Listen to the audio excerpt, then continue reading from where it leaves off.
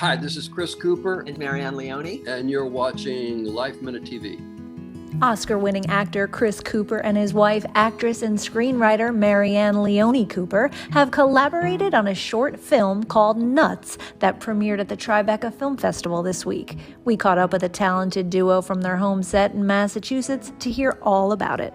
We shot it within what they allotted was like 2 days. 1 day for the producers to look and suggest possible reshoots, and an extra day for reshoots. And what helped us was that we could shoot the whole thing chronologically. We confined our location to a living room, dining room, and kitchen area. And that was a great help. I think we just wanted to reflect about staying together. We've been married, this year we'll be married 38 years. And we wanted to do like a low-key, funny thing about a couple that had broken up and were considering getting back together again.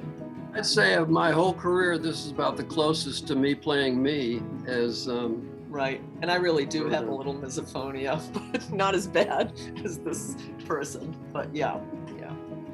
But I think we do have that kind of jokey, get along, mellow relationship. I hope it came across.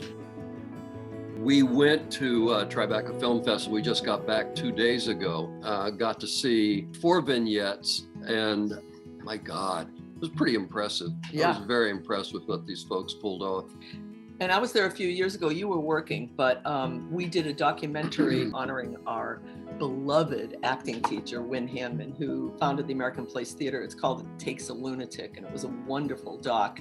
And we had contributed to that. And we met in his acting class, actually, many years ago. Yeah, Wynn had claimed that he brought us together. Yeah, he said he brought us together because he gave us a really hard scene to do. He gave us Morning Becomes Electra, and we were in our 20s and crazed and just spent all day and all night, like having millions of meetings in coffee shops and whatever. And so having been in this business and doing film work and all, I got a handful of favorites for the work that I've done. Lone Star was big for me as a studio film. Breach, this story of Robert Hansen, who gave secrets to the Soviets. I've worked with Robert De Niro in 3 films, and I must say, man, if working with that man, there's an expression actors use, he be in the moment, and he puts you there. He's fantastic to work with. And working with Meryl Streep and Robert Duvall, Tommy Lee Jones, Ben Affleck, it's a long list. Of course, I did 4 seasons on The Sopranos, and the writing on The Sopranos just blew me away. And the fact that they got it right. I'm Italian on both sides. My parents were immigrants. I remember when that show came on, and I said to Chris, "They're never going to get it right, never." And then I saw the opening. You were doing American Beauty. I said, "We're getting HBO." Oh my God, they got it right. Oh, did they get it right? So when I was asked to come on, it was great. And although I felt a little like I'm a writer, I'm an actor. But it was totally fun. Our son Jesse had cerebral palsy. When Jesse was 4, the neurologist told us that he would never be intellectually normal. We were executive producers of a documentary called Intelligent Lives, which you can go to at intelligentlives.org. And it's from a friend of ours, Dan Habib, who has a son like our son was with cerebral palsy. Jesse was brilliant, but physically his body didn't work.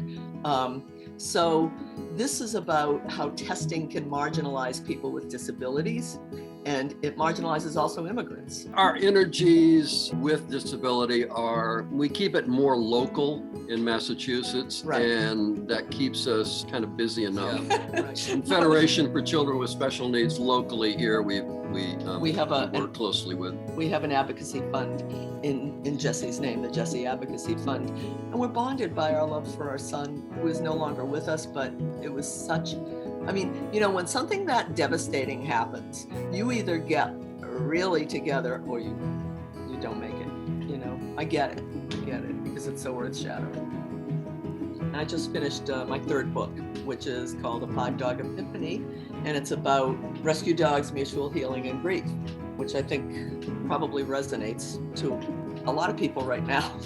It seems clear that the industry is trying to figure out what to do at the tail end of COVID and how we're going to carry on. I'm reading, a few scripts here and there, but I'm still happy to say not stressed. I'm content. We have these 2 little rescue girls. We take really long walks, and it's really beautiful here. We live on the south shore of Massachusetts, so we live very near a bay. So we take these girls there's cranberry bogs, and it's just really beautiful. And they move along. They're brisk. One of them has a hunting instinct, so she's like pulling me as a sled, and we get the workout.